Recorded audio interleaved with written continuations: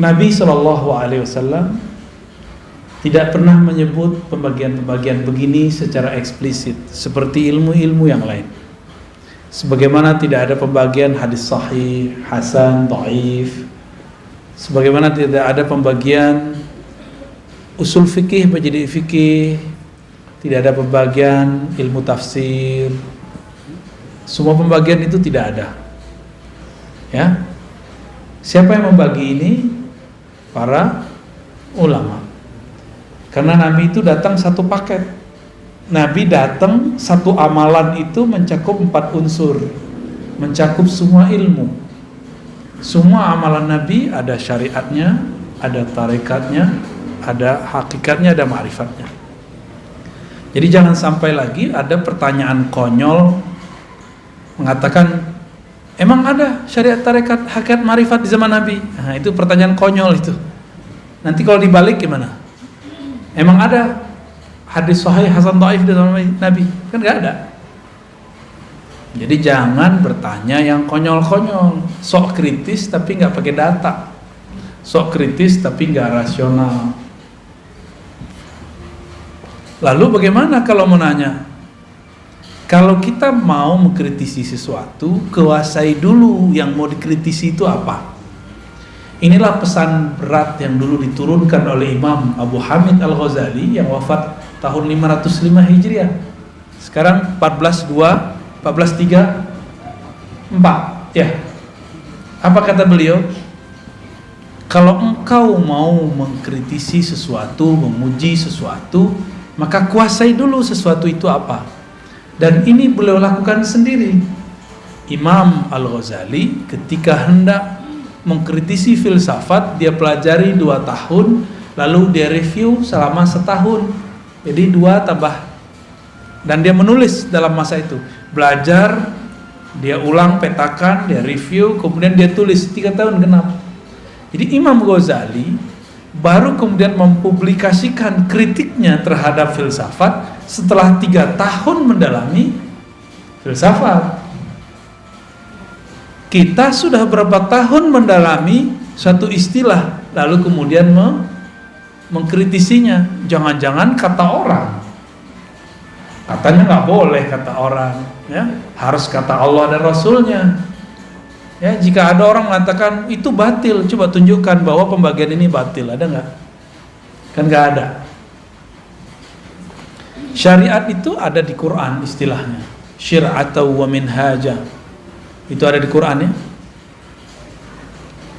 Syariah itu ada di surah Al-Ahqaf. Apa arti syariat? Syariat itu artinya yang syariat itu jalan. Syariah yang dijalani. Bisa begitu ya. Bisa juga diartikan jalan itu sendiri. Jadi sebenarnya syariat dan tarekat itu artinya sama. Syariat itu jalan, tarekat itu jalan. Syuru' arti bahasa Arabnya syuru' itu artinya proses. Syara' artinya hukum yang mesti dijalani. Ya, syara' hukum yang mesti dijalani. Kalau di kampung saya ada ungkapan begini, adat bersandikan syara', bukan syariat, syara'. Sama, maksudnya sama. Ternyata di Jambi juga sama, di Riau saya dengar sama, di Aceh sebagian ada yang ngomong begitu juga, di Malaysia juga ada yang menyebutkan kalimat itu, adat bersandikan syara'. Berarti bukan hanya satu suku aja. Nggak tahu siapa yang duluan, itu tinggal klaim-klaim sejarah aja ya. Kalau klaim sejarah biasanya mulai rasis. Saya nggak mau rasis. Kita diciptakan oleh Allah lita'arafu, supaya kamu saling berbagi ilmu, saling kenalan, tidak boleh rasis. Oke. Jadi syariat artinya apa? Jalan. Tapi bedanya apa dengan thariqat? Syariat itu biasanya diartikan jalan yang zahir.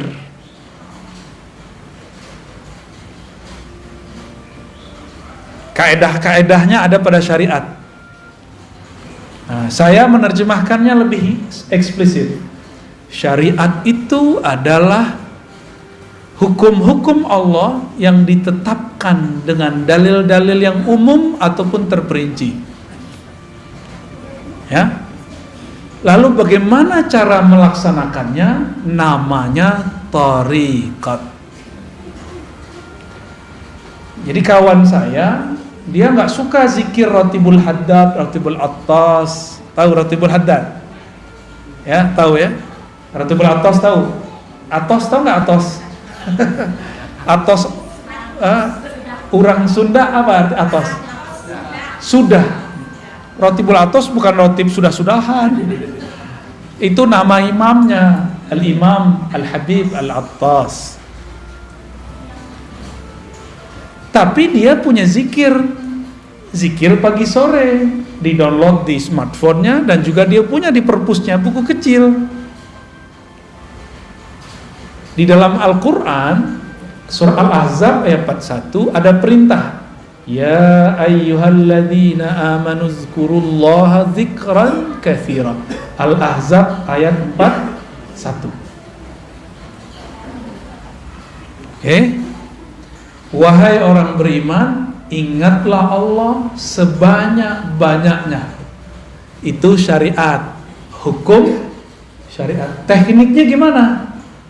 Kata kawan, bid'ah tuh pakai Ratibul Haddad, Ratibul Attas. Tapi dia ngeluarin buku baru, zikir pagi dan sore yang sahih.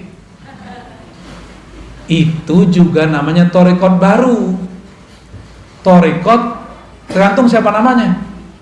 Kalau yang nulis ini namanya Dodo, Eduardo, berarti thariqatnya thariqat Dodowiyah. Kalau ente mancung, thariqat Al-Mancungiyah. Jelek amat nama thariqat ya. Ya. Dulu almarhum Haji Maksum misalnya punya wiridan yang dia kerjakan pagi dan sore, maka thariqat yang dia tinggalkan boleh disebut dengan Al-Maksumiyah. Gitu.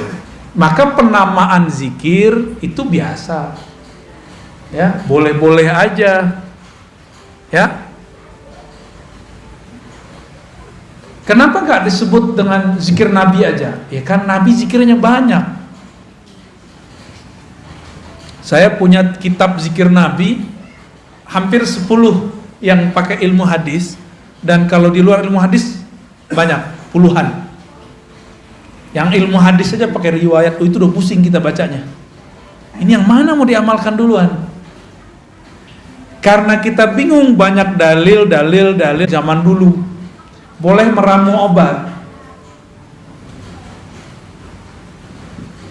Saya mau tanya nih, Bapak Ibu ini, kalau sakit boleh nggak meramu sendiri obat, masuk ke ruang apotek terus ramu-ramu sendiri? Lo kan nggak boleh taklid. Katanya nggak boleh taklid. Taklid ke dokter juga nggak boleh dong.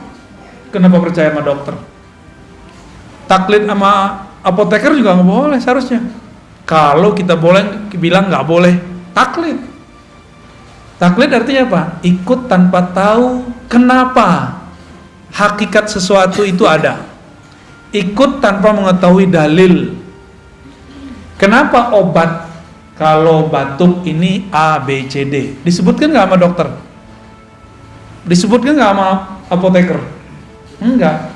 Terus kenapa percaya-percaya aja? Kenapa itu boleh, sedangkan dalam agama nggak boleh? Gitu. Yang mengerti dalil ulama atau orang awam? Ulama. Berarti kalau nanya dalil ke siapa? Kalau kita nanya dalil ke ulama, itu sudah sama kayak kita mau taklid, tapi menaik pangkat jadi ittiba. Nah, kembali yang tadi. Bagaimana teknik berzikir itu masuk ke thariqat. Mana perintahnya zikir, masuknya ke syariat. Jadi beda syariat sama thariqat apa? Syariat itu dalilnya, thariqat itu caranya. Mudah toh? Ada perintah, sallu kama raaitumuni usolli. Sholatlah kamu seperti kamu melihat aku sholat. Ada yang lihat Nabi nggak? Ada yang lihat Nabi? Mimpi aja nggak jelas ya.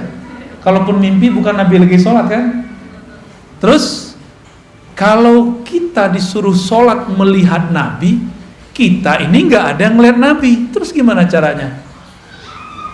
Nah, kalau ada syariat, thariqat, cara ngamalin, ada lagi cara yang lain, namanya mazhab. Mazhab itu cara mengamalkan dalil yang zahir. Thariqat itu cara mengamalkan dalil yang tersirat. Jadi mazhab mengamalkan yang tersurat, thariqat mengamalkan yang Udah tahu perbedaannya? Oke. Terus gimana? Kata kawan, tidak boleh ikut mazhab. Ya, tidak usah ikut Syafi'i, langsung aja ke Nabi. Kalau Syafi'i berbeda dengan Nabi, kita ikut Nabi. Konyol nggak? Imam Syafi'i bisa beda sama Nabi. Terus ente gimana nasibnya? Kalau Imam Syafi'i yang jarak beliau dengan Nabi cuma 2 orang, bisa berbeda dengan Nabi, terus nasib antum apa? Yang jarak dengan Nabi 14 abad, 1400-an tahun.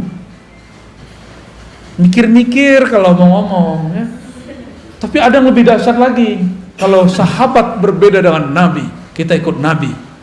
Jadi dia adu-adu sahabat sama Nabi.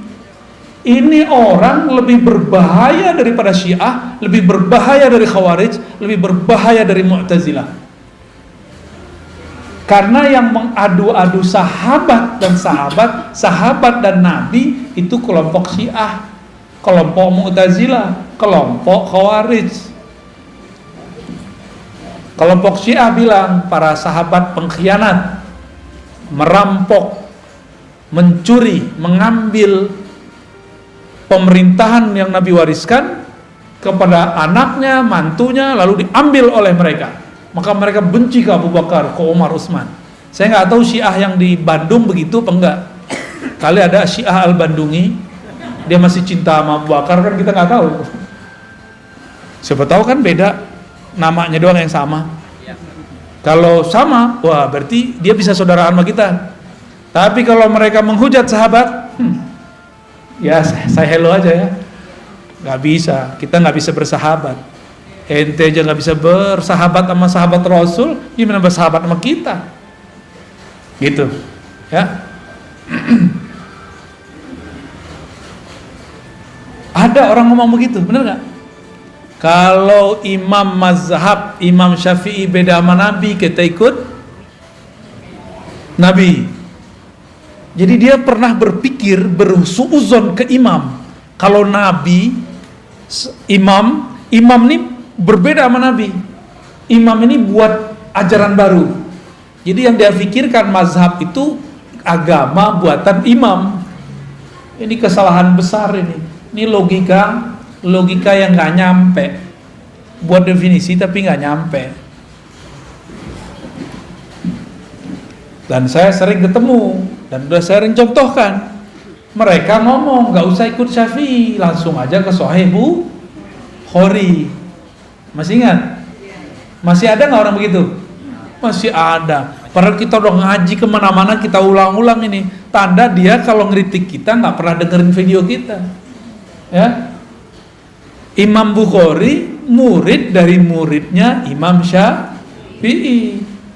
Imam Bukhari ini juga riwayatin hadis, cuma tidak dikenal sebagai periwayat, dikenalnya sebagai imam mazhab. Imam Syafi'i, kebalik. Imam Syafi'i dikenal sebagai imam mazhab, padahal juga meriwayatkan hadis. Imam Bukhari berguru ke murid Imam Syafi'i, maka mazhabnya Bukhari itu sangat dekat ke mazhab Syafi'i. Kalau Imam Subuki positif masukkan, Imam Bukhari mazhabnya Syafi'i.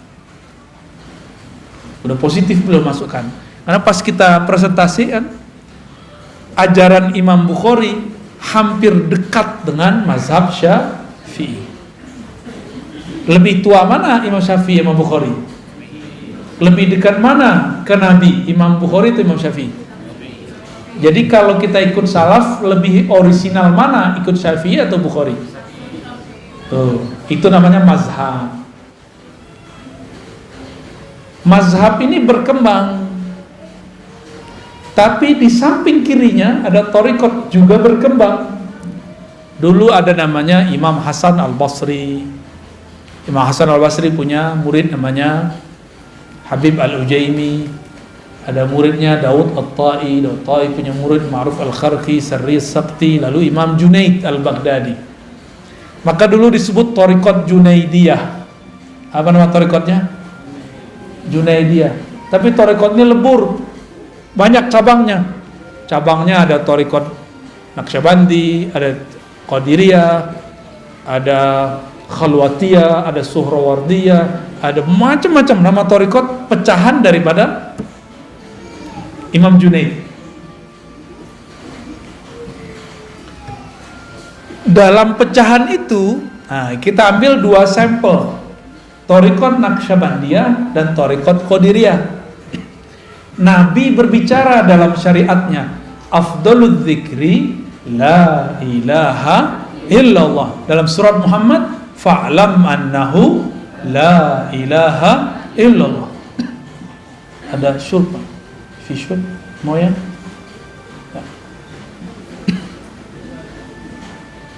Air al-maksum ada nggak? Pakai bahasa Arab gak paham Anda bilang. Moya al-maksum. Maaf merepotkan ya. Gak usah pakai gelas, udah gini aja. Udah gini aja. Bismillah.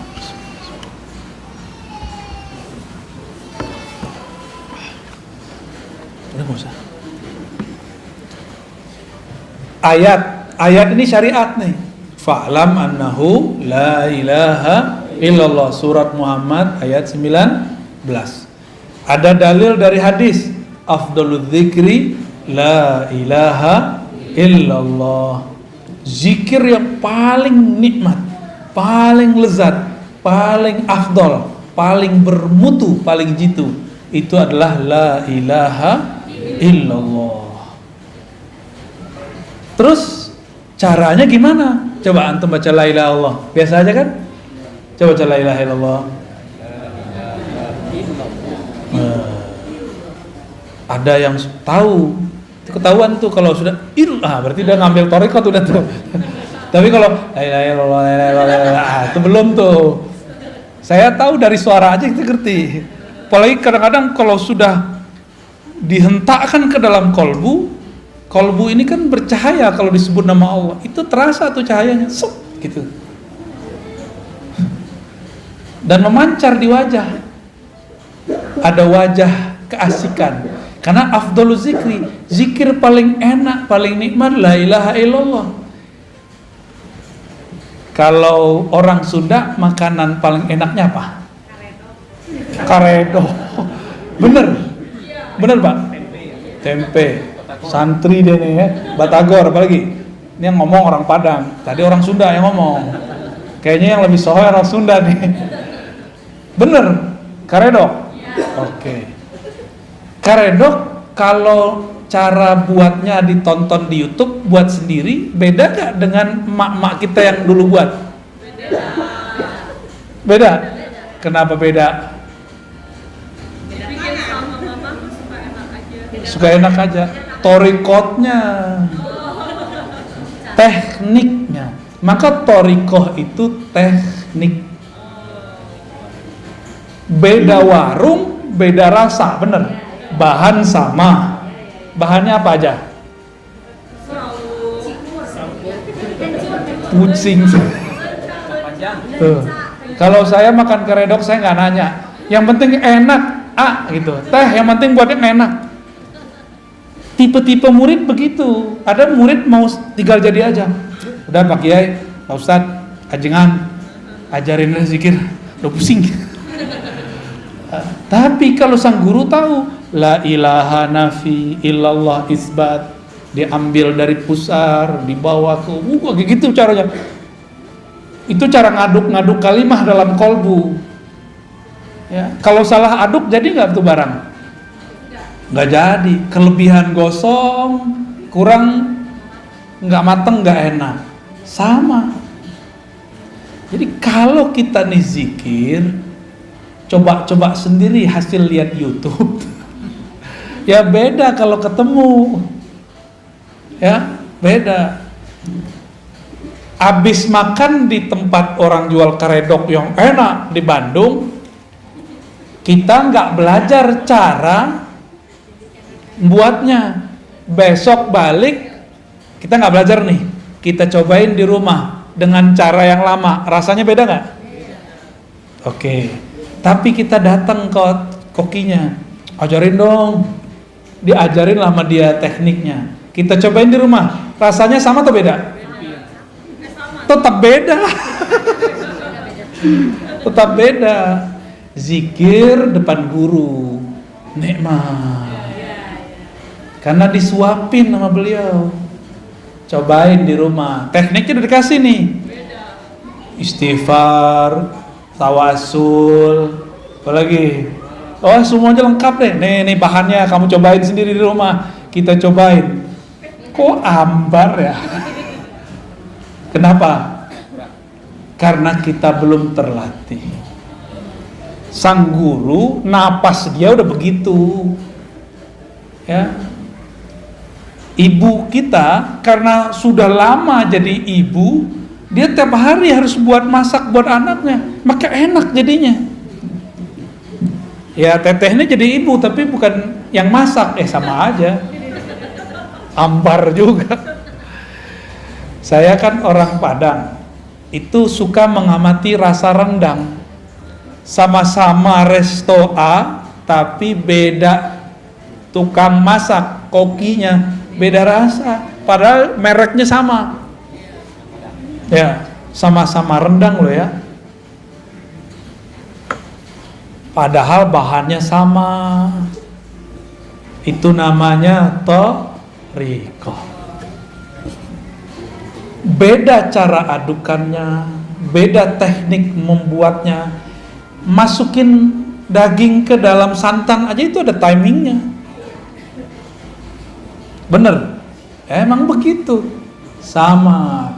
Kadang guru nih nafsu punya murid, belum saatnya dimasukkan daging kalimatullah ke dalam kolbu murid, udah dikasih aja. Namanya obral zikir.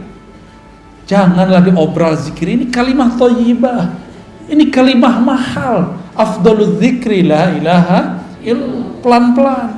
Kecuali si murid udah lama zikir, udah lama berguru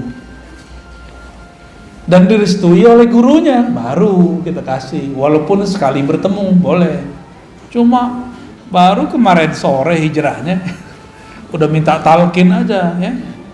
Kan orang kebanyakan pengen begitu. Tunggu dulu ya. Mau makan, kita mau makan nih, piring kita kotor, diapain dulu? Langsung makan? Langsung masukin karedok? Ya, ya, dicuci dulu, dilap dulu. Itu namanya taubat. Kolbu ini kan tempat, kalau kita nih maksiat pakai mata, pakai telinga, itu di kolbu tuh nodanya banyak. Itu harus dibenerin dulu, baru nanti kalimah la ilaha illallahnya masuk ke dalam kolbu, dan dia tidak ada halangan, masuknya nikmat. Tapi coba jus stroberi, enak gak? Cuma di dalamnya ada dahak. Di gelasnya ada dahak, gimana? Rasa jelly ya? Apa rasa apa? Dawet ayu, warnanya berubah, mau? Kan gak mau. Jusnya enak, tapi di dalamnya sudah ada yang menjijikkan, kita gak bisa menikmati. Inilah yang terjadi pada murid yang dia talqin zikir sebelum kolbunya dibersihkan. Pembersihan kolbu cukup istighfar dan taubat, sederhana aja. Pengakuan kepada Allah, gak perlu kepada guru, ke Allah aja. Cukup Allah yang tahu masa lalu kita. Gak usah kita kemudian sampaikan kepada orang. Ya, semua kita ini kan punya masa lalu yang gelap. Bahkan mungkin ya pelangi-pelangi, kadang gelap, kadang terang gitu ya. Ya inilah kita, kira-kira begitu. Kita emang begitu, mau gimana lagi. Maka saya nggak percaya ada orang suci 100% kecuali Nabi Muhammad Sallallahu Alaihi Wasallam, kecuali para nabi. Nggak percaya saya selain mereka. Kalau mereka emang maksumuna, dijaga oleh Allah. Kalau almarhum Haji Maksum namanya Al-Maksum, beliaunya nggak maksum. Benar Pak Cepi? Pernah dimarahin nggak Pak Cepi? Tuh, dokter aja bilang pernah marahin. Menurut pandangan Pak Cepi sebagai anak, ayah pernah salah nggak? Pernah Pak tuh, namanya Al-Maksum benar. Maksud saya apa? Label-label A, B, C, D tidak akan merubah subjeknya. Kita bilang nih, inilah ajaran Rasulullah, inilah yang paling murni, ini langsung dari salafus soleh. Belum tentu, itu kan klaim aja. Inilah yang paling benar, inilah thariqah yang paling sahih, kan klaim, iklan kecap. Ya, nomor 1 terus. Oke? Itu baru thariqah tuh. Udah mulai paham? Sama-sama karedok tapi beda teknik, beda koki, hasilnya beda. Sama-sama thariqat qadiriyah tapi beda mursyid, beda guru, beda mentor, beda murabbi, beda hasilnya. Beda enaknya. Dan jangan salahkan para salik, para penikmat ini, dia sedang memburu restoran ruhani. Namanya Naqsyabandiyah. Siapa dulu kokinya? Siapa dulu pimpinan dapurnya? Siapa dulu pemiliknya?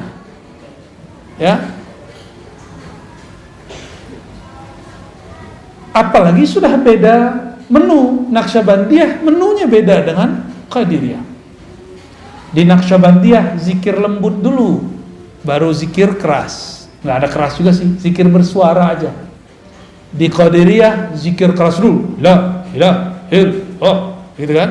Kalau di Naqsyabandiyah enggak, mata dipejam, lidah dikunci, sebutlah selembut-lembut mungkin nama Allah. Kayak kita bermanja-manja kepada sang kekasih bernama Allah.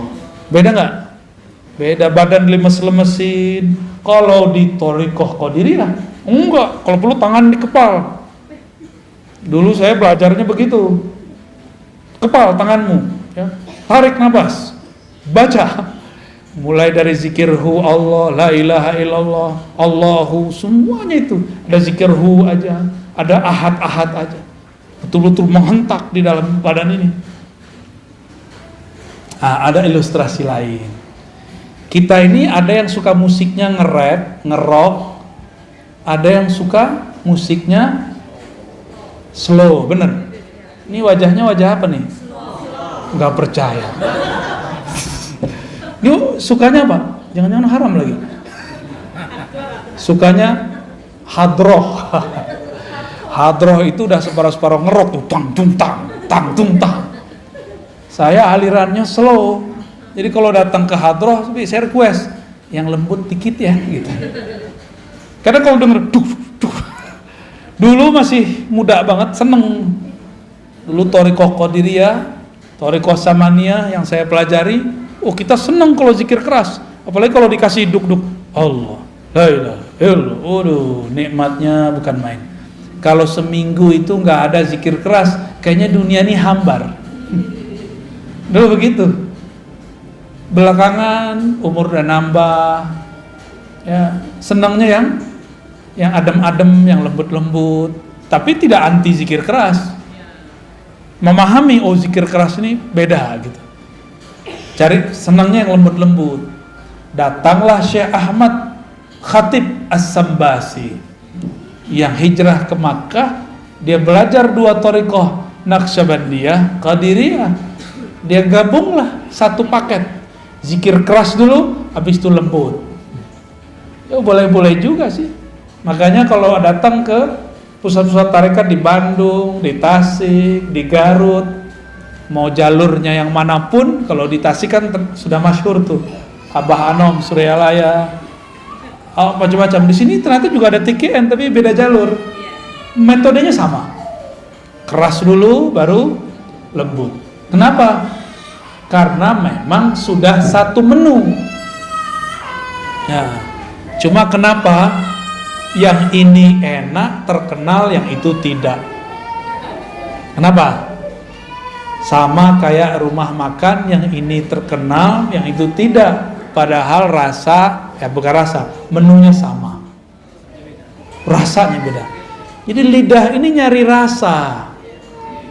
Kalau makanannya fisik, maka lidahnya lidah fisik. Kalau kolbu fisik atau non fisik, maka yang dia sedang cari menu-menu makanan non fisik. Oleh karena itu ulama kita mengatakan zikrullah qutul qulub. Zikrullah itu adalah nutrisi makanan kolbu ya. Zikrullah makanan kolbu. Saya mau tanya, mau gak tiap hari dikasih karedok teh? Bapak Ibu, mau gak tiap hari dikasih apa biasanya? Nasi liwet. Mau gak tiap hari dikasih nasi liwet? Enak juga. Lama-lama tensinya naik, kolesterolnya naik, lidahnya tiba-tiba jadi asin. Mau gak tiap hari? Bosan. Oleh karena itu kolbu ini juga ada kebosanan. Innallaha la yamallu hatta tamallu. Allah itu tidaklah akan bosan selama-lamanya sampai kamu bosan. Maka teknik la ilaha illallah pun ada macam-macamnya. Ada teknik A, ada teknik B, ada teknik C. Zikir keras itu tekniknya beda dengan lembut. Dalam keras itu juga ada beberapa teknik. Bosen. Inilah masalah thariqat. Ini masalah thariqat, ini saya sampaikan nih. Kok thariqat zikirnya dua aja, la ilaha illallah ma Allah Allah. Padahal zikir banyak. Berarti ada yang belum sempurna dalam thariqat itu. Kurikulumnya kurang lengkap. Ya. Bakal bosen nanti kalau cuma zikir la ilaha illallah doang. Selama-lamanya zikir keras mulu, bosen. Maka harus ada zikir lain. Ada zikir subhanallah, ada alhamdulillah, ada Allahu akbar, ada la haula wala quwwata illa billah, ada hasbunallah wa ni'mal wakil. Ada suluknya masing-masing. Ada suluk subhanallah, ada suluk alhamdulillah, ada suluk la Allahu akbar, la haula wala. Semuanya ada suluknya. Dan semua itu turunan dari amalan para nabi atau para malaikat di langit. Hasbunallah zikir siapa? Nabi siapa yang waktu itu dibakar siapa? La ilaha illallah biasa. La ilaha illa anta, siapa yang zikir begitu? Nabi yang dilempar ke perut ikan, Yunus. Maka la ilaha illa anta itu namanya suluk Yunusiyah, tarekat Nabi Yunus. Ada tekniknya. Kalau belum nyampe ke teknik itu, gak akan ada rasa baca la ilaha illa anta gitu ya. Ada tekniknya semua. Allah berfirman ke Nabi Musa, Musa, innani anallah la ilaha illa ana. Sesungguhnya akulah Allah, tiada ilah, tiada yang berhak disembah, tiada Tuhan kecuali aku. La ilaha illa ana. Oh, ternyata ahli zikir tertentu, dia kalau baca la ilaha Allah, dalam batin dia yang bunyi la ilaha illa ana. Seakan-akan Allah berkalam, lidahnya baca la ilaha illallah, la ilaha illallah, tapi di batinnya seakan-akan Allah bicara seperti kepada Nabi Adam. Itu semua nggak bisa dibuat-buat. Itu semua ada kurikulumnya, ada tekniknya. Kalau seorang mursyid belum mendapatkan tekniknya, dia pun haram mengajarkannya. Dia harus belajar lagi ke mursyid yang lebih tinggi. Di atas mursyid ada mursyid, di atas dokter ada dokter spesialis. Ya, begitu terus. Ada tahapan-tahapannya. Ini kita baru ngomongin thariqat. Teman saya psikolog itu kalau mau terapi orang nggak langsung terapi. Ada namanya conditioning. Bener? Dikondisin dulu nih orang. Baru berhasil. Sama kalau kita mau mengajarkan zikir atau mau belajar zikir, kondisikan dulu pikiran. Walaupun banyak masalah, minimal pas belajar masalahnya ditaruh dulu, gitu ya. Jangan dibawa masalahnya dalam belajar, nanti nggak fokus. Oke, itu thariqah. Jadi thariqah terjemahannya apa? Jalan atau teknik mengamalkan dalil yang tersirat. Kalau fikih mazhab, teknik cara mengamalkan dalil yang apa kata dalil tersurat? Jika kamu hendak sholat, maka takbirlah, angkatlah tanganmu. Kita takbir, Allahu Akbar. Rasanya ada nggak? Kalau tidak belajar thariqah, rasanya hambar. Gitu. Ya hambar aja. Apalagi orang yang belajar sholatnya lewat buku atau YouTube, lewat video, ya salam. Nabi bilang, sholatlah engkau seperti engkau melihatku. Kita nggak lihat Nabi, maka kita harus cari orang yang ketemu Nabi. Siapa yang ketemu Nabi? Ada nggak? Ya udah, cari guru yang ketemu Nabi. Kita datanglah ke guru yang ngajarin sholat. Kita tanya, antum ketemu Nabi nggak Pak Kiai? Pasti dia bilang tidak, paling mimpi doang. Terus tahu dari mana sholat? Saya punya guru. Gurunya kita tanya lagi terus sampai ke sahabat Nabi. Jadi jarak kita sama Nabi udah 14 abad. Berarti caranya sudah mungkin ada tambahan, ada pengurangan. Supaya tidak ada tambahan dan pengurangan, wajib lewat mazhab. Supaya nanti kita nggak salah kira. Kita kira orang berbeda sama kita menambah atau mengurangkan. Jadi kenapa ada kelompok sekarang suka nyala-nyalain ibadah kita? Karena dia belajar fikih bukan lewat mazhab. Mereka anti mazhab. Maka di luar mereka bid'ahkan. Gitu. Ya, bahaya nggak tuh? Bahaya sekali. Jadi salah satu musibah di umat ini munculnya kelompok anti mazhab. Secara rohani, musibah bagi umat ini munculnya kelompok anti thariqat.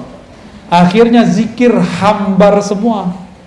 Dia baca zikir pagi sore tapi nggak ada efeknya dalam hidupnya. Dia sholat, ruku, sujud tapi tidak ada natijah rasa yang dia dapat setelah membaca. Kata orang-orang ini, sholat nih, mohon maaf kalau jidatnya ada hitam ya. Jidat hitam itu boleh-boleh aja. Cuma bukan itu yang dimaksud. Simahum fi wujuhim min athari sujud. Ada tanda bekas sujud di jidat mereka, di wajah mereka, wujuhihim, karena bekas sujud. Saya udah putar-putar nyari riwayat, adakah jidat Nabi itu hitam? Nggak ketemu. Meskipun berjidat hitam boleh, nggak ada masalah kan, emang mungkin kulitnya agak sensitif, orangnya juga sensitif, lengkap sudah. Terus apa yang dimaksud tanda sujud? Tanda sujud saya sering sebutkan, orang sujud kepalanya di mana? Di bawah apa? Di bawah tempat paling kotor di alam semesta. Nih, tempat buang air kecil. Ya walaupun bajunya bagus, walaupun bedaknya Masya Allah, bajunya oke, tapi bagian situ bau nggak? Nggak enak kayak ngomongin begitu ya. Tapi emang itu bau, udah selesai. Sekarang ditaruh di bawahnya. Gimana? Maka yang disebut athar sujud, bekas sujud adalah hilangnya kesombongan seorang hamba. Itu baru disebut bekas sujud. Jadi siapakah yang sujud kepada Allah? Orang yang sudah melepaskan kesombongannya, ego-egonya, merasa sok pinter, sok alimnya, sok solehnya, sok merasa paling benernya, dia buang sudah. Karena yang merasa sok bener di sini, bener. Yang merasa pinter mana? Yang merasa bergelar ini. Yang merasa manhajnya, mazhabnya paling bagus, thariqatnya paling keren ini. Kalau ini nggak mungkin. Ini maka ditaruh di bawah. Jadi asarus sujud adalah kerendahan hati. Efek dari sujud adalah rendah hati. Gimana? Udah rendah hati belum? Lagi belajar. Kadang-kadang jujur, mending jujur begitu. Berarti sholat kita ini sudah benar belum? Kira-kira sholatnya diterima nggak? Kayaknya nggak diterima sih. Soalnya simahum fi wujuhimnya belum ada. Karena puncaknya sholat ketika kepala di bawah. Di saat itu tidak ada lagi ego, tidak ada lagi sombong. Kalau masih ada, sholatnya belum diterima, kira-kira gitu. Gimana dong? Orang-orang kayak kita ini sok soleh, sok merasa sholat. Ada orang telat sholat aja kita kata-katain. Ya, ada orang nggak sholat, kita suzon. Ya. Dia padahal udah jamak. Ada orang kita lihat nggak sholat, padahal dia sudah jamak. Bisa nggak begitu? Ya? Susah ya, emang begitu sih ya. Di otak ini, ya kortek depan ini dia sukanya prasangka. Ternyata otak ini di istilah orang-orang ahli neurologi disebut otak reptil. Ini yang disebut dalam Al-Quran, ulaika kal an'am. Mereka itu seperti binatang. Otak reptil itu 5-10%. Selebihnya sisanya berapa? Otak kanan atau kiri 40 45 ya, 45 kiri kanan itulah yang akan mendalami thariqat, hakikat, ma'rifat. Sayangnya orang cuma berpikir pakai 10% ini. Makanya jadi bodoh seumur hidup. Keras sekali. Cari lawan terus, karena reptil kan suka nyari lawan. Kepalanya begini terus tuh. Siapa lo? Aliran baru nih. Jadi setiap kali ada kelompok baru, kepalanya seperti reptil. Kalau nggak menghindar, ngelawan. Begitulah terus. Ulaika kal an'am. Nyalak mulu. Ya? Maka di Quran disebut seperti kalbun. Seperti si gugu. Jika engkau biarkan yalhas, jika kau perhatikan yalhas, engkau apa-apain yalhas. Yalhas itu lidahnya begitu mulu. Auzubillah min dzalik. Kita ini jangan-jangan baru sujud fisiknya, belum sujud. Kita baru sujud fikih, mazhab, belum sujud thariqat. Kalau sudah sujud thariqat, tahu tekniknya. Kalau engkau sujud, rendahkan egomu, hancurkan egomu, hinakan jiwamu di hadapan Allah. Dihina-hinain benar. Baru berbuah namanya tawadu. Tawadu rendah hati namanya hakikat.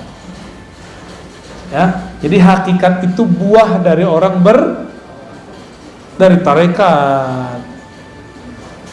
Zikir. Ala bidzikrillah tatmainnul qulub. Ketahuilah hanya dengan menyebut nama Allah hati jadi tenang. Cara nyebutnya gimana? Ada cara nyebutnya. Gimana cara nyebutnya? Nama ala bidzikrillah, hanya dengan menyebut nama Allah. Nama Allah siapa? Ya Allah. Gampang tuh?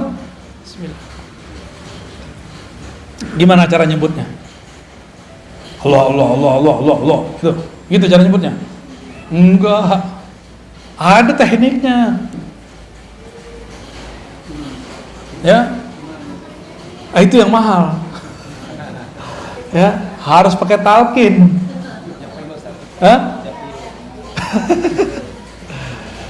Harus pakai talqin, mahal itu. Maka barang begini nggak boleh diobral, haram hukumnya diobral. Ini mutiara dari Allah, karena dia seafdol zikir. Kalau diobral, orang nggak menghormati barang ini nanti, dapat dibuang. Itulah yang terjadi pada banyak murid. Talqin sini, talqin sini, talqin sini. Karena diobral talqinnya, dia tidak pernah lagi mengamalkan zikirnya. Karena dia nganggap, kita kalau beli cincin tepi jalan, pede nggak pakai tiap hari. Tapi kalau beli cincin ini di toko yang eksklusif, pede nggak pakai tiap hari? Pede. Kira-kira begitu, ya. Ini lebih dari cincin. Ini sesuatu yang kita masukkan ke dalam diri. Mau obral-obralan, maka dalam thariqah kami, talqin itu bukan nomor pertama. Nomor pertama at-ta'allum wa ta'lim, ngaji. Udah bener ilmunya baru talqin. Udah hilang syaknya, sehingga dia tahu nama yang akan dibaca dia adalah zat yang maha agung. Maka dia pun akan mempersiapkan jiwanya untuk membaca. Nggak mungkin lewat Zoom, pasti dijemput kok. Antum ini kan lucu, takut COVID ngaji lewat Zoom. Tapi kalau pengen makan resto, datang langsung. Ya salam ya. Nggak adil sama diri sendiri. Takut ngurus badan fisik, tapi virus rohani dibiarkan. Sampai mati begitu aja lah ya. Basahin aja terus. Nggak ada perkembangan dalam batin kita. Nggak adil. Innallaha yuhibbul muqsitin. Allah senang sama orang yang adil, yang proporsional, jelas. Lagi pengen sama karedok ya, datang ngantri lagi, masuknya pakai masker, pas makan mungkin nih ditutup nih, mam bisa nggak? Kan nggak bisa. Makan pakai masker bisa nggak? Gaya-gaya doang pakai masker. Ya, pas mau makan pasti dibuka, hilanglah social distancing. Kenapa antum nggak takut? Giliran mau ngaji dempet-dempet dikit takut. Nggak percaya kalau pas ngaji ada rahmat turun, ada malaikat rahmat. Itu diantara antum banyak sekali malaikat rahmat. Itu sampai ke atas sana. Nggak ada virus berani masuk. Masuknya paling pas masuk mall tuh, ya, yang disalahin pengajian masjid. Malaikat itu kalau ada orang duduk di tempat zikirnya, lalu doa, Allah marhamhu, ya Allah rahmati dia, selamatkan dia, jagalah dia. Malaikat kalau doa mustajab nggak? Dia nggak pernah dosa, ya, masih takut?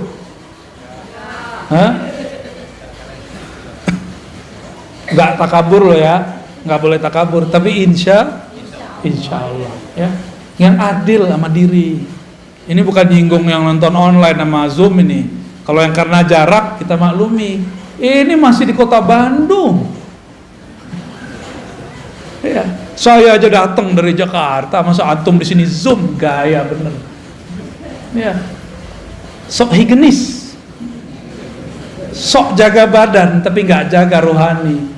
Makanya sampai nanti nggak akan ada peningkatan spiritual. Nih saya marah-marah nih sekarang sore ini nih, tapi marah saya begini-gini aja, ya. Mau sampai kapan begini terus? Ya, maka yang hadir kita apresiasi dengan baik. Semoga Allah meridhoi antum lebih kenceng daripada yang udah jelas dia di samping sini masih pakai Zoom, gaya bener. Giliran makan ke kantin dempet-dempetan, ya. Betul-betul nggak adil ke dalam diri, ya, nggak adil. Saya prihatin melihat seperti ini.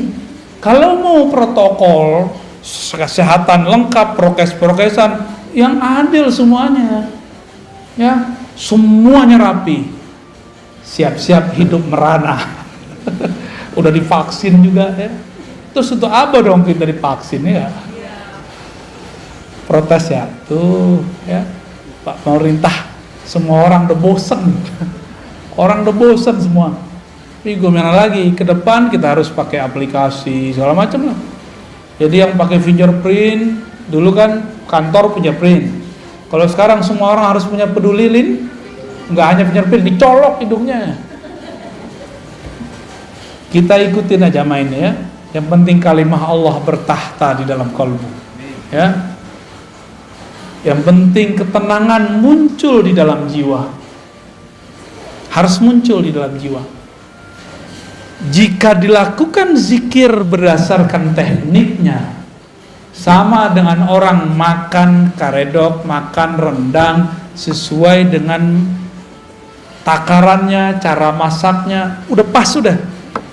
Kalau juga masih belum terasa, jangan-jangan bukan menunya yang salah, tapi lidahnya sedang sariawan. Paham ilustrasi ini? Kalau kita nih belajar zikir, gurunya sudah oke, tekniknya sudah lengkap, tapi belum juga menikmati zikir. Jangan-jangan kolbu kita sedang bermasalah, seperti mulut lagi sariawan gak menikmati makanan. Saya kira cuma orang Padang yang pedes, orang Sunda cabai rawit gak dicampur apa-apa, giling. Gimana? Udah? Pernah nyoba? Doer gak bibirnya tuh? Gak berani. Tuh orang Padang gak berani, orang Sunda berani. Pantesan lebih pedes dari kita ya gak? Maaf, canda-canda.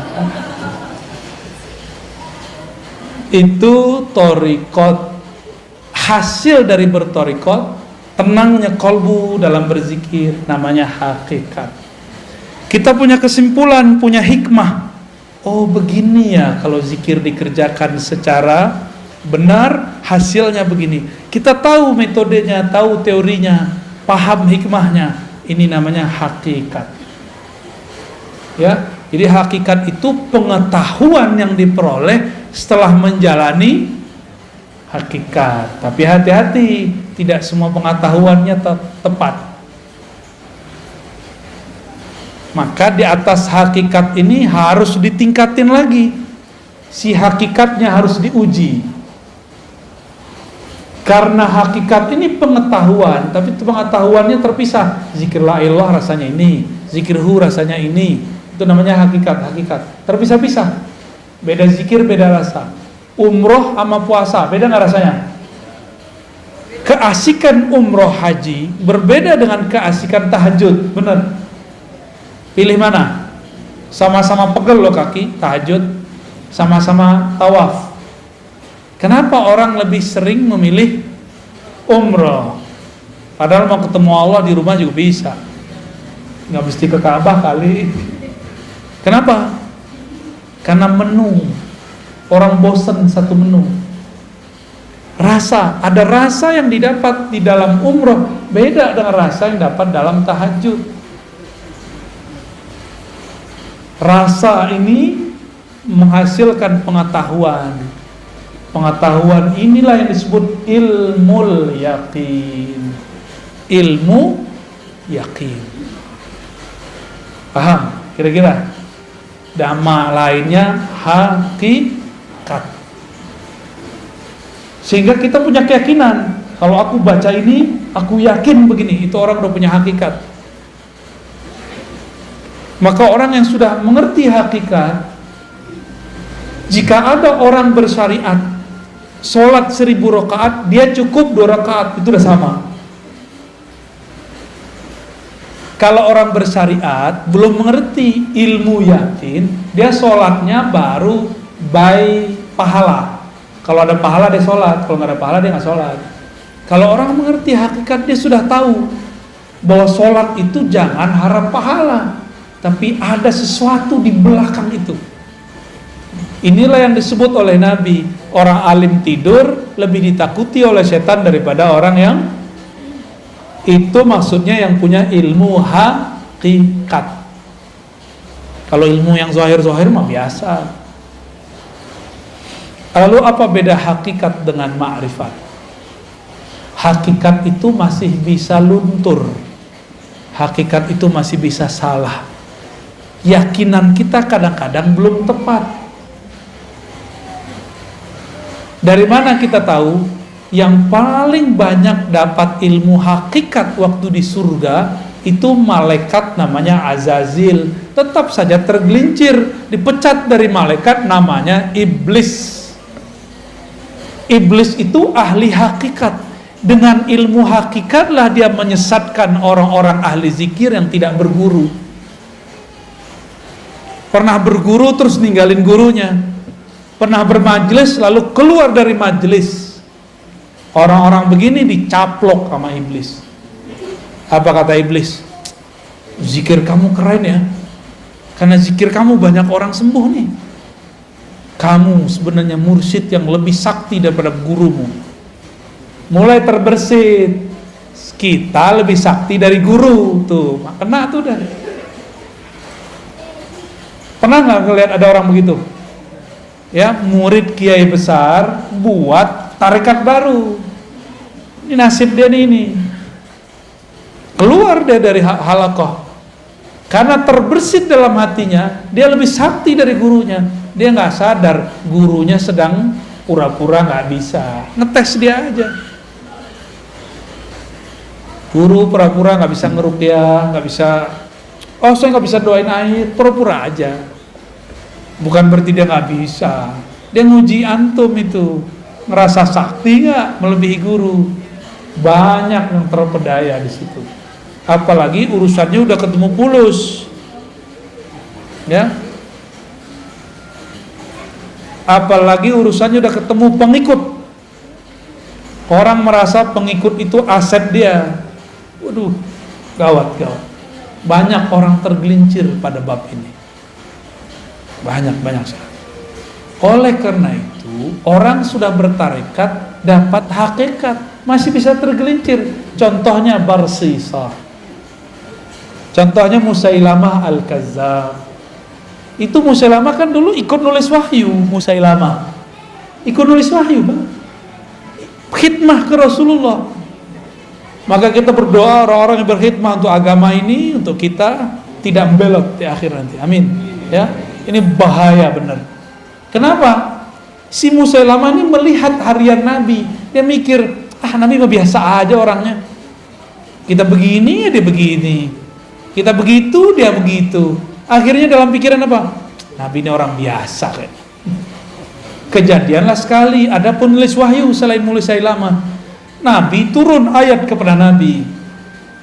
Tapi Nabi gak bacakan semua. Nabi masih tertegun, keasikan membaca ayat. Si penulis wahyu ini diizinkan Allah terbuka tarbir rohaninya. Dia dengar Jibril baca ayat. Surat Al-Mu'minun itu tentang penciptaan alam, penciptaan tubuh kita. Fatabarakallahu ahsanul khaliqin. Dengar dia. Terus dia konfirmasi ke Nabi, ya Rasulullah, lanjutan ayatnya ini bukan? Saya barusan dengar ada Jibril baca. Kata Nabi, benar. Dalam hati terbersit sama dia, gini doang ilmu guru gua. Gini doang makomnya Rasul, saya juga bisa. Maka orang ini jadi nabi palsu. Kalau murid jadi mursyid palsu. Buat tarekat palsu. Karena dia merasa dia bisa mengakses apa yang diakses gurunya. Dia kira gurunya cetek, ya. Ini sering terjadi di semua halaqah, di semua thariqah, ya. Maka untuk selamat hanya satu bab, harus masuk pintu ma'rifatullah. Apa itu ma'rifatullah? Disebut ma'rifatul Muhammadiyah, mengenal hakikat Nabi Muhammad sallallahu alaihi. Dalilnya apa?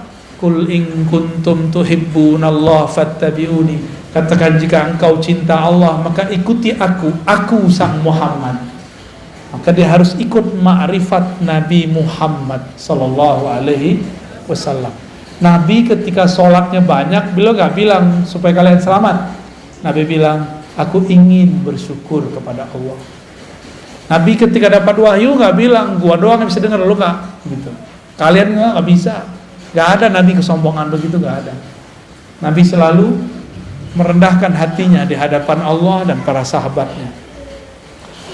Yang dimaksud al-haqiqah al-Muhammadiyah, itulah kemurnian akhlak Nabi Muhammad sallallahu alaihi wasallam, yang berakhlak dalam hakikatnya, dalam bertorikotnya, dalam bersyariatnya, itulah yang dapat ma'rifat.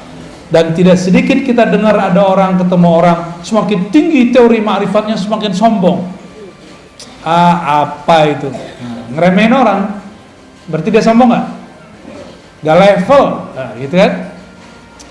Kajian kulit tuh nggak penting. Nih kajian hakiki nih, kajian hakikat nih, kalian nggak tahu. Ngomong begitu itu sombong namanya.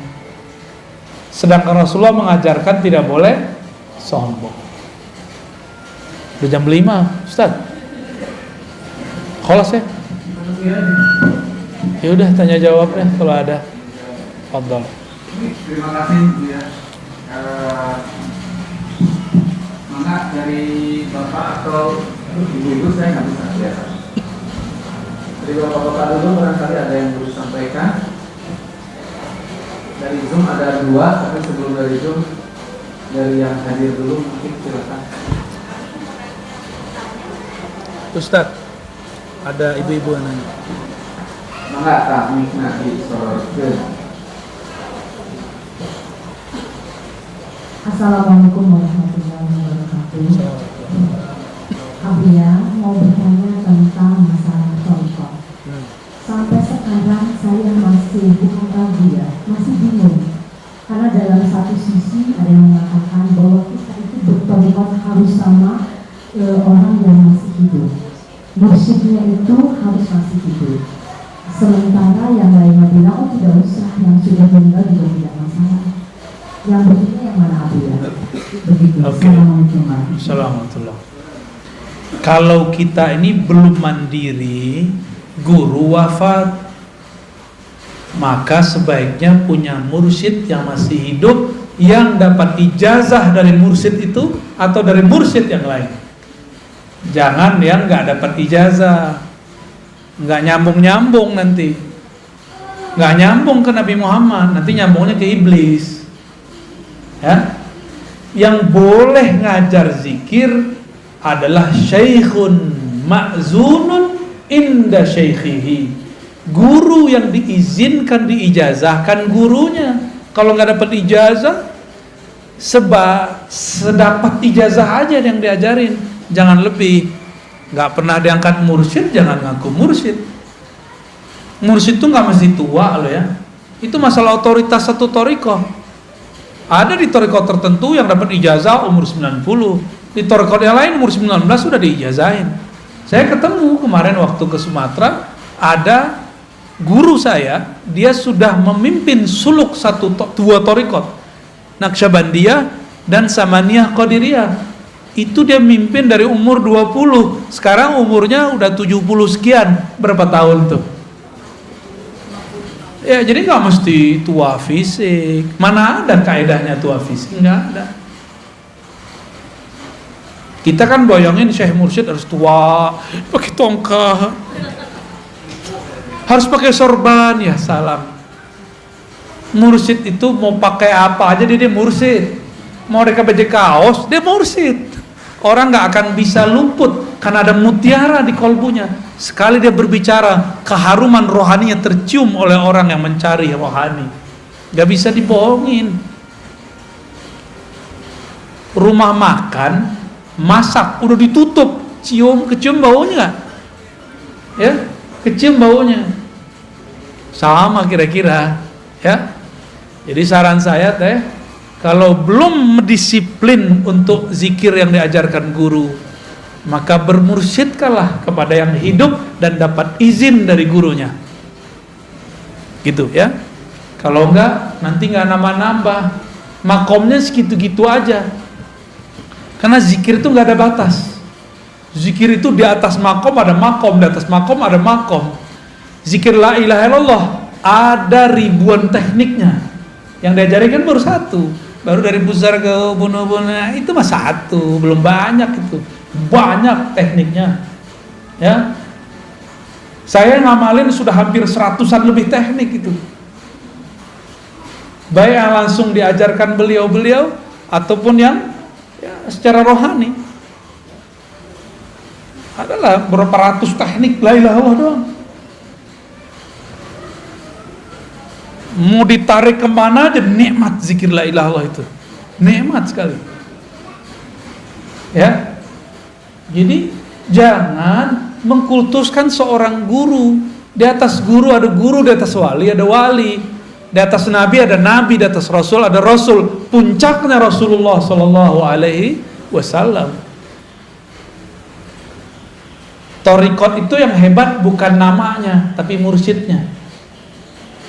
Ya, oh torikot A lebih bagus, enggak. Yang bagus tuh mursyidnya. Karena banyak juga yang torikotnya sama, nggak berkualitas orangnya. Ya, sama kayak tadi, sama-sama karedok.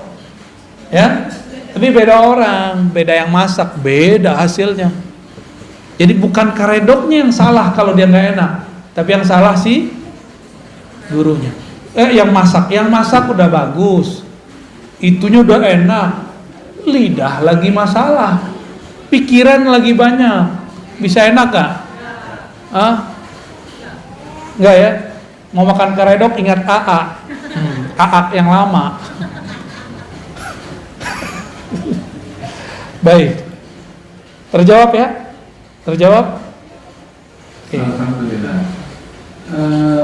Ada 4, tapi saya kira yang tentang torikot juga ada 2 pertanyaan, tapi saya kira sudah terjawab dengan kalimat terakhir. Dan tentang torikot yang benar saya kira yang tadi Buya sampaikan. Kemudian tentang sekarang di akhir Desember, 22 Desember kemarin tentang Hari Ibu, karena itu keputusan di mereka sehingga itu dianggap sebagai tasawuf jika kita mengikutinya. Bagaimana itu tentang Hari Ibu? Hari Ibu itu apa definisinya? Nggak tahu juga. Jangan-jangan mengharamkan sesuatu yang nggak tahu, ya kan? Saya mau tanya dulu orang yang mengharamkan mengucapkan selamat Hari Ibu. Saya pengen tahu nih, ini serius nanya loh, apa yang dimaksud Hari Ibu? Sehingga kita mengharamkan yang jelas, jangan yang nggak jelas. Kalaupun kita menghalalkannya, kita menghalalkan yang jelas, bukan menghalalkan yang abu-abu. Coba definisinya apa? Yang pakar nasionalis nih. Hah? Ini kan kampus, masa nggak ada yang tahu? Nyelekit ya. Apa Hari Ibu, Ustaz? Nggak tahu. Ya udah, berarti nggak usah jawab boleh dan nggak boleh, berarti kita nggak ngerti, ya kan? Oh ini menyerupai Nasrani, menyerupai Nasrani. Emang Hari Ibu orang Nasrani buat? Ada nggak di ajaran Nasrani Hari Ibu? Nggak ada juga. Terus di mana? Hindu? Nggak ada juga. Itu urusan apa? Ini mungkin. Jadi dengan adanya peringatan Hari Ibu di tanggal 22 itu, maka seolah-olah umat digiring untuk menghormati ibunya hanya pada tanggal itu. Emang begitu? Ya, sedangkan Oke, good. Berarti ada orang yang mendefinisikan Hari Ibu, dia buat buat definisi sendiri. Definisinya barusan tuh dari antum tuh. Apa kata si orang ini? Kata antum tadi apa?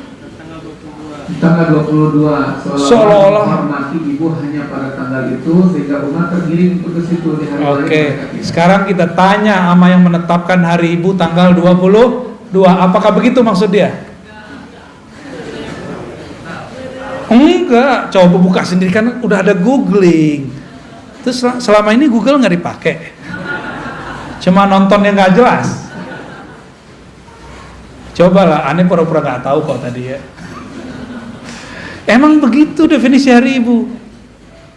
Giliran belajar agama pakai Google. Yang begini aja, yang cetek aja nggak pakai Google. Gaptek namanya, itu punya fatwa al-Gaptekiyah. Fatwa mazhab Gaptek. Tanya dong sama orangnya. Apa maksud mereka hari ibu? Apakah cuma hari ibu menghormati ibu? Memang begitu yang membuat kebijakan buat? Enggak kok, kita aja suuzon. Jadi kita buat definisi sendiri, terus kita haram-haramin. Sama kayak orang mau posting video, buat sendiri videonya, rekam sendiri, posting sendiri, like sendiri, puji-puji sendiri, wow keren. Ya salam. Ini zaman benar-benar bahlul bener ini. Buat definisi sendiri, terus haram-haramkan sendiri, terus marah-marah sendiri, terus ajak umat untuk marah-marah. Gak begitu kalau kita mau berfatwa. Fatwa itu ada ilmunya. Gak boleh fatwa pakai nafsu. Fatwa itu pakai ilmu. Sebelum berfatwa wajib memetakan masalah yang difatwakan. Selesai memetakannya, baru kita bilang ini yang masalah di sini, yang itu tidak masalah, atau ini masalah semua. Harus sama dulu persepsinya.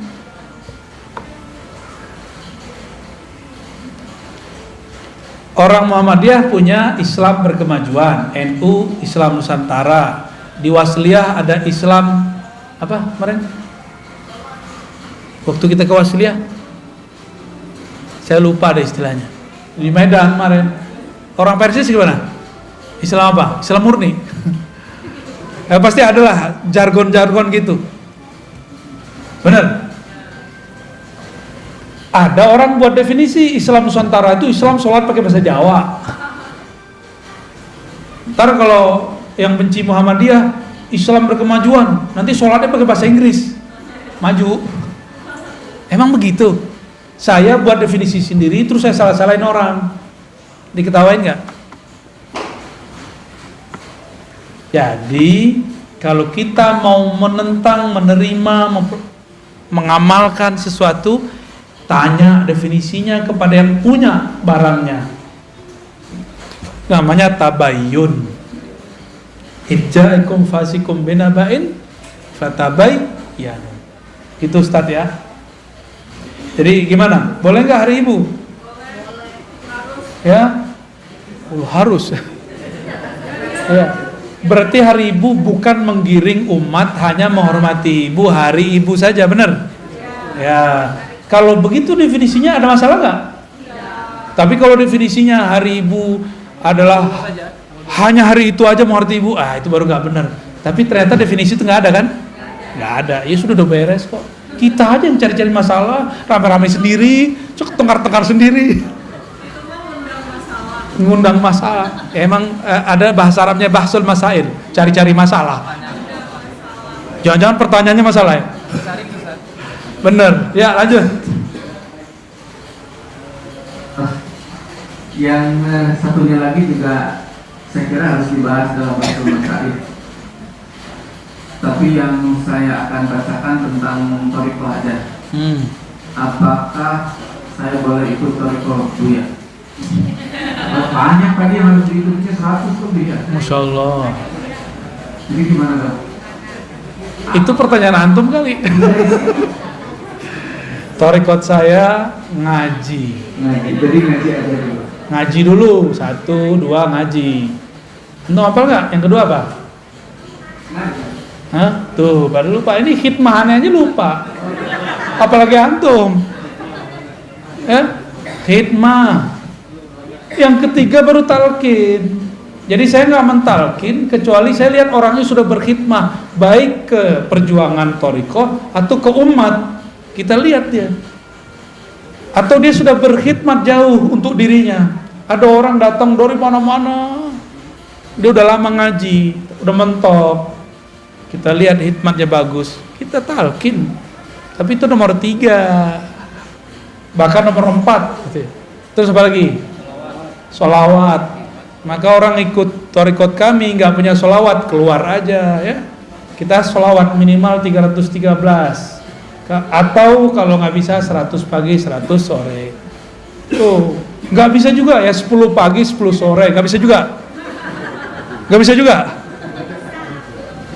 Udah diskon tuh. Ya, torikot ad-diskonia. Suwe.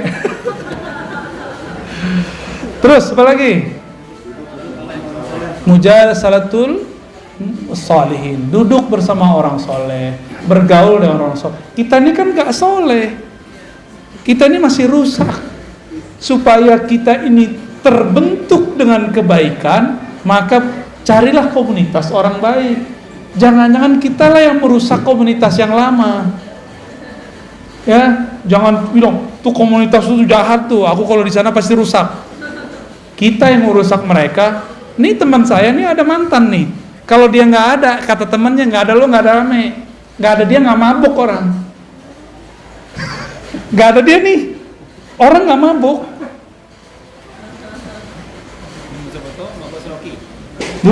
Lebih itu mah cetek sama dia. Orang kalau mabuk masih ngomong-ngomong, kata itu mah cetek. Bagi dia udah hilang. Serius itu. Jadi kitalah yang menyebabkan orang rusak. Karena muka kita ini muka syahwat, ya kan? Muka bejat lah muka kita ini. Saya ngomong ke dalam diri saya sendiri. Bahwa di dalam diri ini ada kebejatan, ada kenakalan. Saya ngomong begini bukan untuk antum saja, untuk diri saya sendiri. Karena gejolak itu masih ada dalam diri saya. Karena wajar umur masih belum terlalu tua. Masih muda loh. Iya.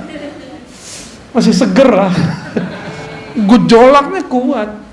Lebih berat saya kali daripada antum. Saya ketemu banyak orang.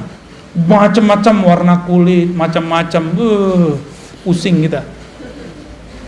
Tapi kalau karena di dalam ini jorok mikirnya. Kalau dalamnya bening jadinya. Kalau dalamnya oke, keluarnya oke. Ya.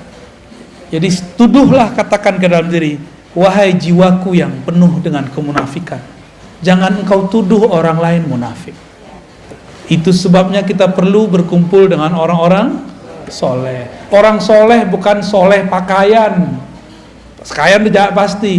Soleh dalam artian solihun, yang sesuai lahir dan batinnya. Itu bahasa Arab. Soleh itu sesuai, lahir batinnya sesuai.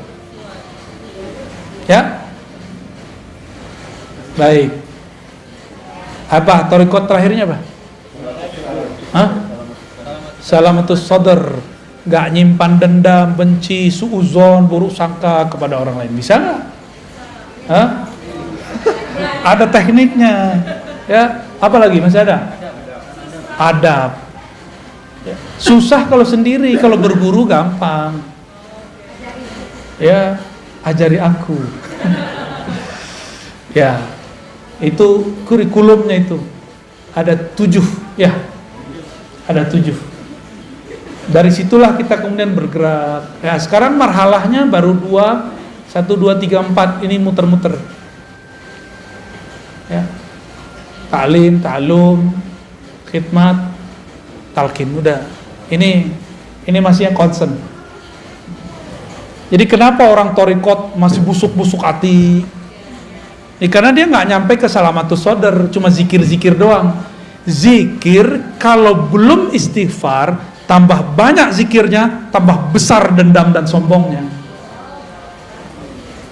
Jadi harus ada zikir pembersih, ada zikir menaikkan makom. Kalau belum dibersihkan dengan istighfar dan tobat, udah zikir la ilaha illallah, kan naikin makom.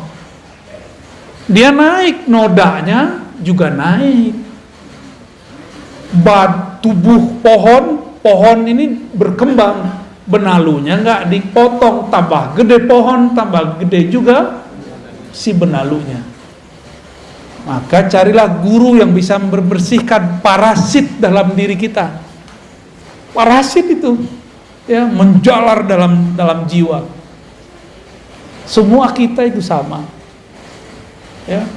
Mungkin nggak mursyid punya penyakit hati, mungkin, tapi dia tahu cara ngobatinnya.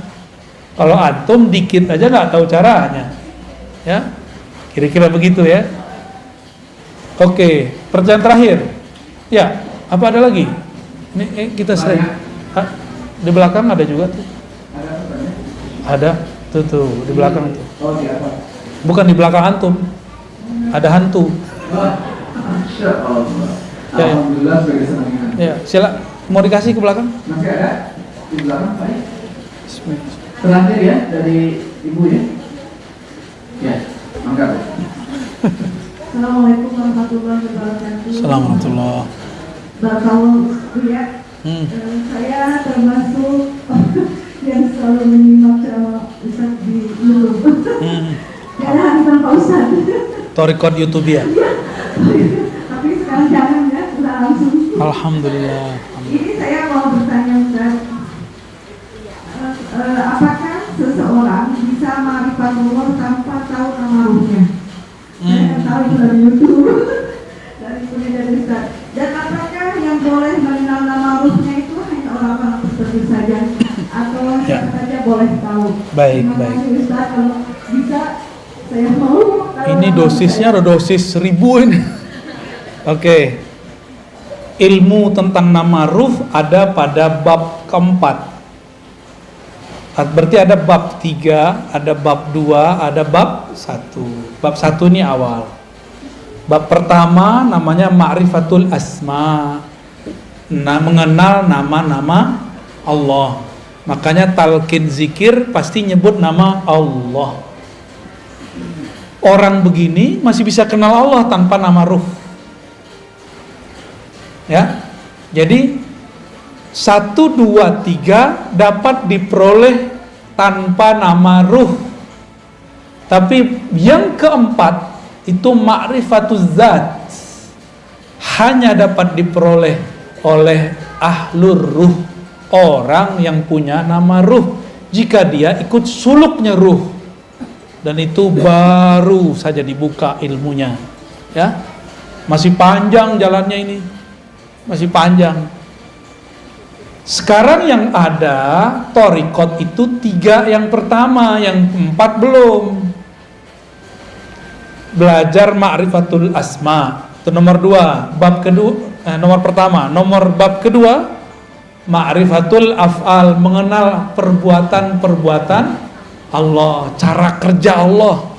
Dan yang ketiga, ma'rifatus sifat, mengenal sifat. Sampai nomor 3 itu tidak perlu mengenal, tidak wajib mengenal nama ruh.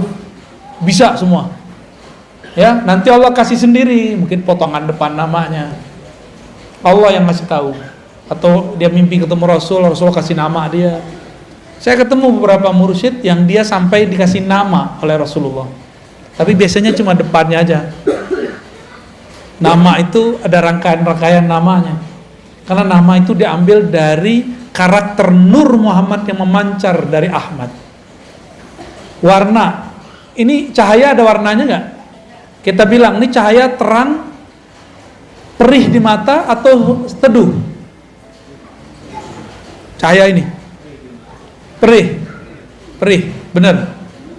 Maka kita sebut cahaya ini perih, cahaya ini tajam. Itu nama dia, nama cahayanya. Tapi menerangkan nggak? Oh, cahaya ini walaupun tajam, dia menerangi ruangan. Itu nama berikutnya. Maka satu cahaya bisa banyak nama. Nah, ahlul ruh itu ngasih nama cahaya itu. Nama itu sebenarnya sudah ada sebelum kita lahir.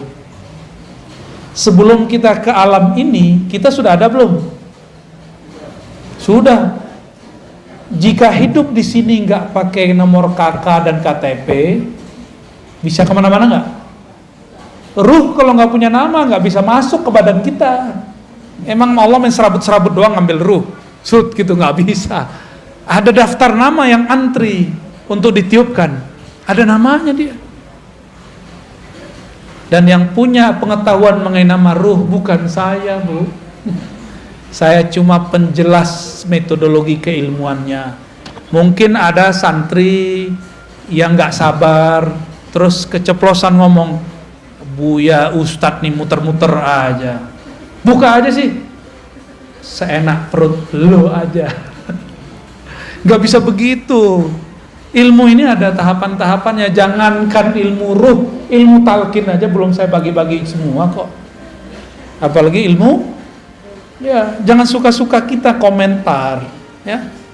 Ini zaman orang komentar suka-suka. Antum komentar, hati-hati. Nabi mengatakan dalam hadis Sahih Bukhari, bisa jadi satu kalimat tidak terasa keluar, tidak terasa diketik, tapi membuat yahwi ila jahannama sab'ina kharifa. Itu membuat dia terjatuh ke dalam jurang-jurang jahanam 70 kharif. Saya nggak tahu terjemahan yang pas tuh kharif itu. Selama lamanya orang udah mati dari kemarin, dia belum nyampe-nyampe juga.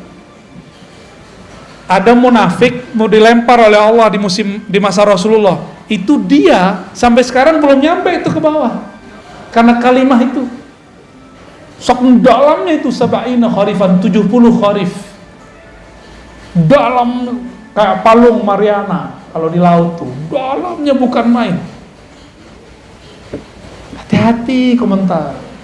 Ya, saya nggak pernah biasanya menghiraukan orang berkomentar, tapi kalau dikomentar tentang nama ruh, ini agak sedikit kita tandain, ya. Hati-hati ente, ya. Hati-hati gitu aja. Nabi Musa ingkar dikit aja diputus sama Nabi Khidir. Padahal itu sudah buat kontrak itu. Kita bukan nabi, men, ingkar-ingkar aja. Siap-siap diputus dari ilmu ruh.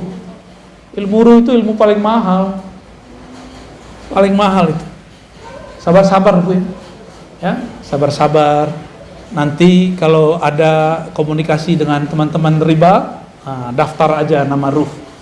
Kalau beruntung kita ketemu ahli yang ngasih nama ruh, kita mintain namanya. Ya. Ada nama ruh, tenang aja, ya. Tapi itu kelas 4 itu.